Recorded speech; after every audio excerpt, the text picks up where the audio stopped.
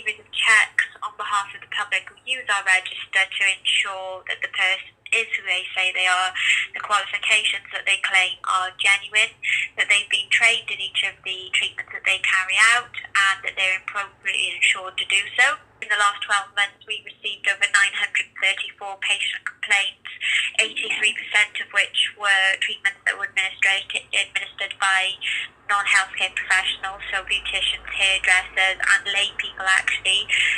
When I say lay people, I mean people who have had no relevant training whatsoever, people who procure their products over the internet with no idea of their safety or efficacy, are likely to be uninsured and unaccountable. And so the risks of going to somebody like that are, if something does go wrong, which inevitably the chances are increased significantly because they've got no understanding of your facial anatomy, your nerves, your muscle structure, anything like that. And when something does inevitably go wrong, there's nothing to safeguard you from a legal perspective. So, you're unlikely to be able to seek any redress.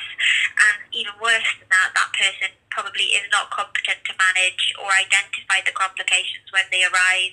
And so you are left in a position where you're forced to seek help elsewhere, by which point it could be a case where experience an infection or a vascular occlusion, which can turn into a necrosis, which can lead to obviously permanent disfigurement if left untreated. The media coverage of them has become much more prevalent. If you look at the Kardashians, for example, when the Kylie Jenner story came out where she admitted to getting lip fillers, that saw a huge increase in the number of younger girls seeking that treatment. And obviously, as an unintended consequence to that, the number of unscrupulous practitioners who set themselves up as a provider surged, who just capitalise, wanting to make money. And I think, it's things like reality TV, that's much more popular now than ever before. So, girls and young people who go on Love Island and Geordie Shore and The Only Way is Essex are far more open to talking about and admitting that they have procedures, which, if you look at the demographic of ladies over 40, for example, who get treatment, they're far less likely to want to publicise that, to admit to their friends or their family that they have these treatments, whereas the younger generations are far more open in admitting it, which has led to, unfortunately, a vast trivialisation in how younger women perceive these treatments as being low risk, just another extension of their beauty treatments.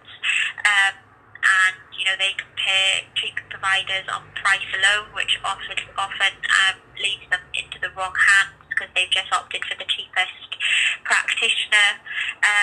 So that's how the sort of life cycle feeds itself, and the popularity, I think, will only continue to grow because all of those aspects that I mentioned show no signs of declining. The risks are significantly higher with younger women, absolutely. Like I said, the vast majority of the complaints that we receive are people who have found their practitioners on social media, and that tends to be, women or younger people under 30 that sort of look to social media as a tool for doing everything, making appointments, that sort of thing. And the danger with that is that, they often advertise cheap deals or competitions, time-limited offers, and these practitioners operate under very spurious names. So, for example, the page will be Rachel's Aesthetics. Rachel comes to your home. You don't know who she is. You don't know her full name. You don't know where she lives. And so what happens with these girls is they report a complication to Rachel. They've only got a mobile phone number for her and her contact on social media, and she inevitably blocks them.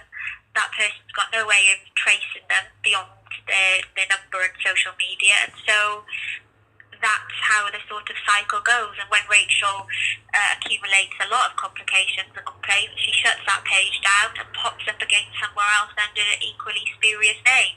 And so you can see how the sort of risks just continue to manifest.